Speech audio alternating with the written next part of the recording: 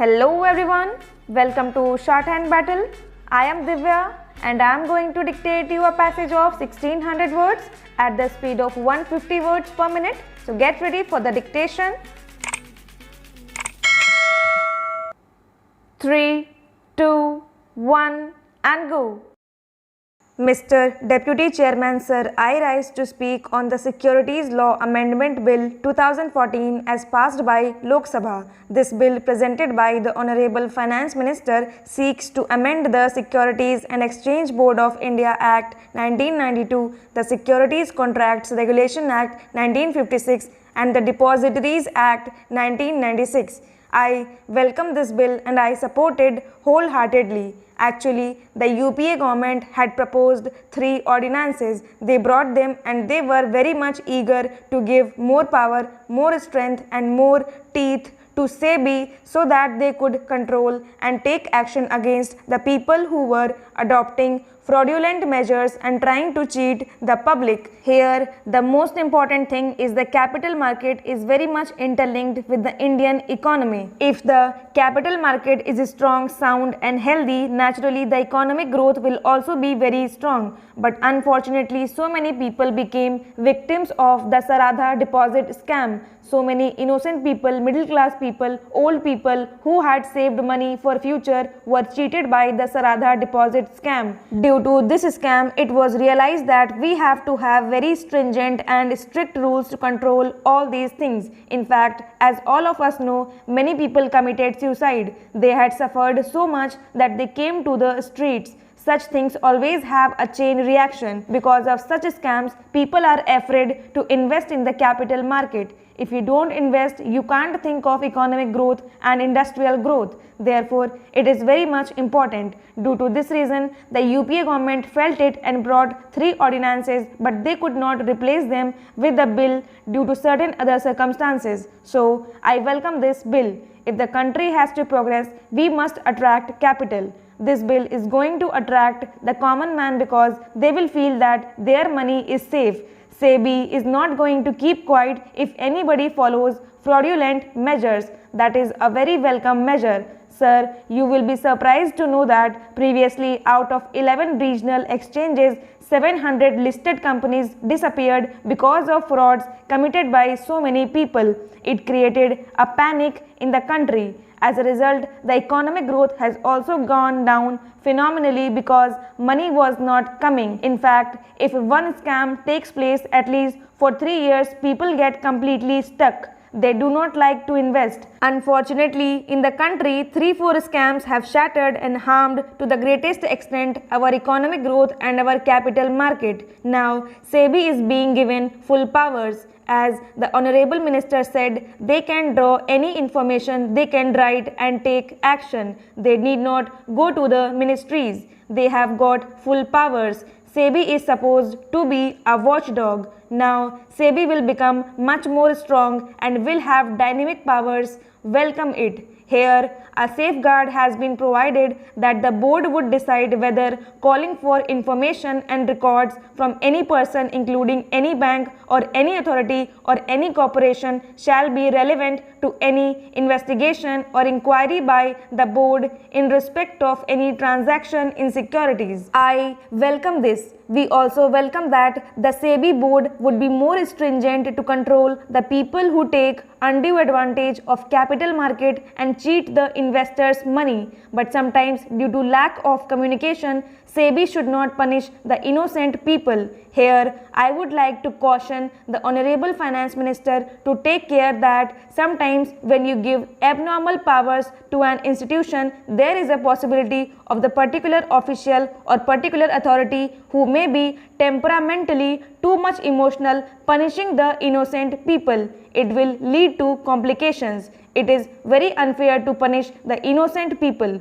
Therefore, I would like to point out one thing. In spite of giving them full powers, how are you going to ensure that they will not, in over anxiety, over emotion and over excitement, take action against the innocent people due to lack of communication or due to any misunderstanding? That is my pointed question and a very important one.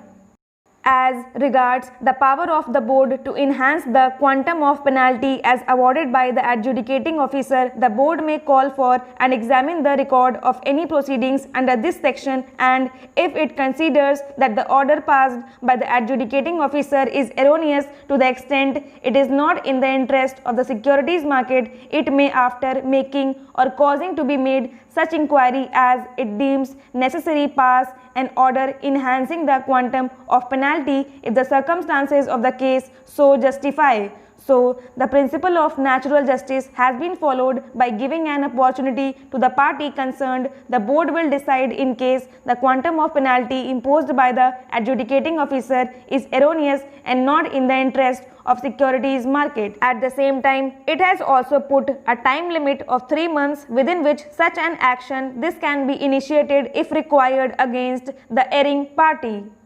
Madam Speaker, I am extremely grateful to a large number of members of this House who have all actively participated in this debate, which was initiated by Shri Huda. Almost all the members who have spoken have supported the bill. Some appeared to have supported it wholeheartedly and some others very grudgingly. I do not think Dr. Shashi's heart is into this bill. Therefore, he started by saying that this bill has 4 fatal flaws and it will not achieve anything, and ended up by saying that it can become very draconian. It can be either of the two, it cannot be both. But then he made a point that the real issue lies in getting information internationally and attacking the sources of black money. I think our homegrown friend from Rohtak, his experience was very much more than your experience from Manhattan, because he knew the history of evolution and he completely had the clue on what history is. There was once a time, Shri Huda rightly mentioned it, when money crossed over geographical borders, the territorial jurisdiction of your laws and your investigating agencies almost came to an end. Therefore, to get evidence internationally which is outside the shores of India was extremely difficult. So, if a criminal crossed over into Bangladesh or Nepal or Pakistan, or if the evidence of his crime was hidden in a Swiss bank in Geneva or in any other tax havens, it was almost next to impossible for the government of India to get details of that information.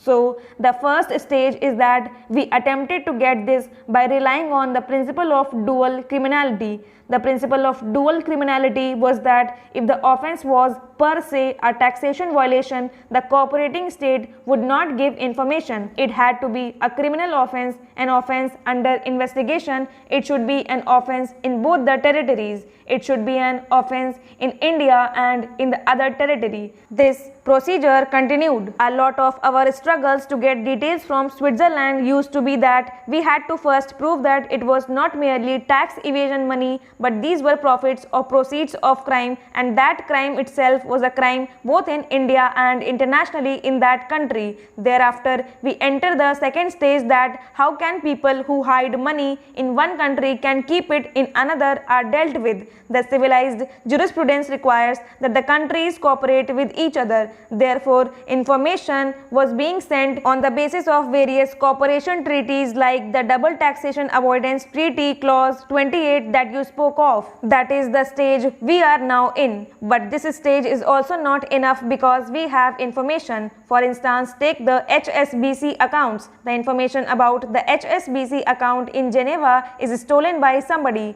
It was taken to France. That stolen information is made available to various countries by the French government. So, we have a list of hundreds of names from India, people who have account in the HSBC bank in Geneva.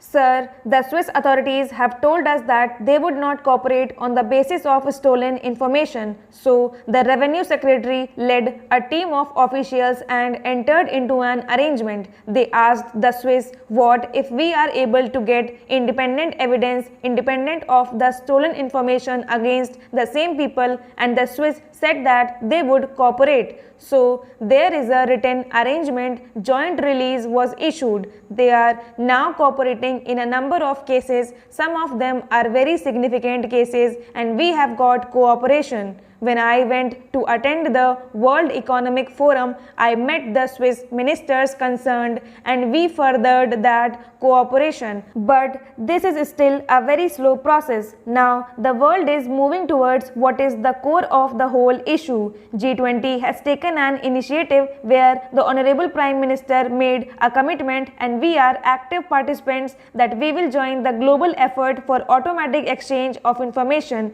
The G20 initiative will lead to a situation whereby about 2017 whoever are Indian citizens who transact internationally, their details are automatically conveyed, and if we find that any of those details are unlawful, we are entitled to take action. Simultaneously, under the domestic law of the United States is requesting other states to enter into a treaty obligation and there will be a bilateral automatic exchange. Now, reports have come with regard to various committees that we have appointed. Stop.